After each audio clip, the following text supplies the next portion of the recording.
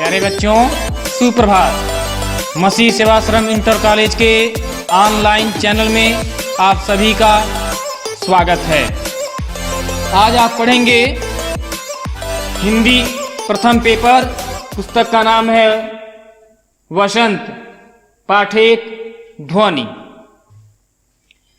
ध्वनि के अंतर्गत आपको 2 अनुच्छेद 2 भागों में बताया गया, समझाया गया, और मुझे पूरी उम्मीद है कि जो भी आपको बताया गया उसको आप समझे होंगे, और SW की कॉपी पर आपको होमवर्क दिया गया था लिखने के लिए, तो उसको लिखे भी होंगे।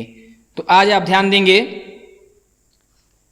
तीसरा अनुच्छेद, तीसरा भाग।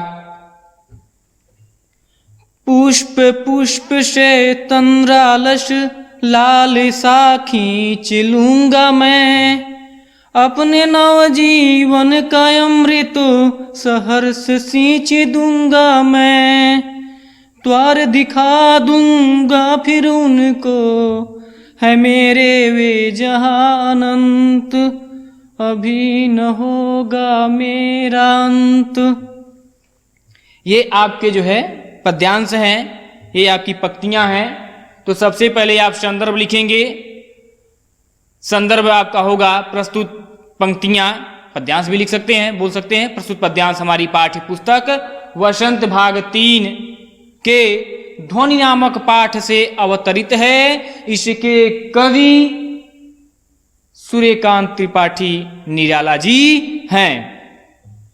प्रसंग मैंने आपको कल बताया था, यानी इसके पूर्व के भागों में, अनुच्छेदों में, पैरा में मैंने बताया था प्रसंग।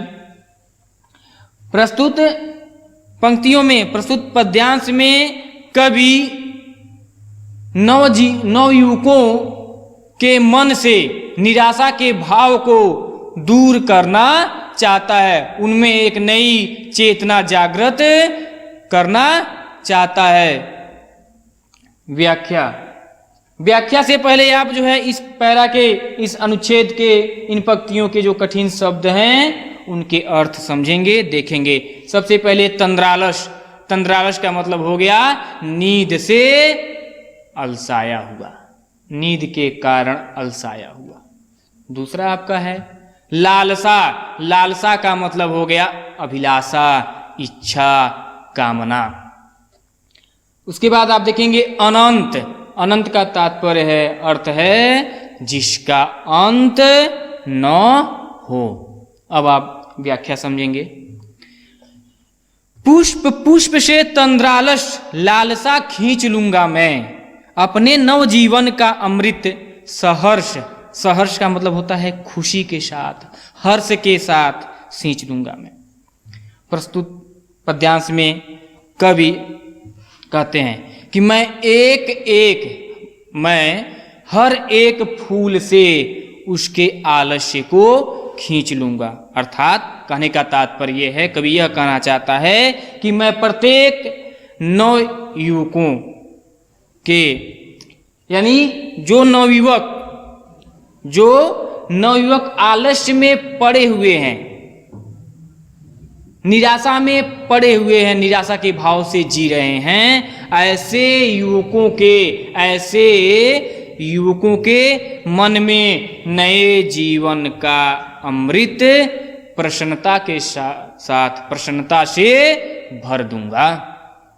यानी जो नवयुवक आलस्य के कारण निराश हो गए हैं, निराशा के भाव से जी रहे हैं, ऐसे नवयुवकों के मन में मैं अपने नए जीवन रूपी अमृत को प्रसन्नता से भर दूंगा, सींच दूंगा। जैसे वसंत के आगमन पर लोगों के जीवन में भी एक नई उमंग का संचार होता है। युवकों के, आगे कवि कहते हैं, युवकों के मन में निराशा की भावना, युवकों के मन में निराशा की भावना को दूर कर उनको अमरता का द्वार दिखा दूंगा। कवि कहते हैं कि नव युवकों के मन में जो निराशा का भाव है, द्वार दिखा दूंगा फिर उनको है वे मेरे जहां आनंद। कवि कहता है कि 9वें युवकों के मन में जो निराशा की भावना है उसको मैं दूर करके उनको अमरता का द्वार दिखा दूंगा। किसका द्वार? अमरता का, आशा का, नई चेतना का द्वार दिखा दूंगा। उनको नई चेतना की ओर, उनको जो है आशा उम्मीद की ओर जो है मैं ले जाऊंगा। फिर आगे कवि कहता है कि अभी मेरा अंत नहीं होगा। क्यों? क्योंकि अभी अभी ही तो मेरे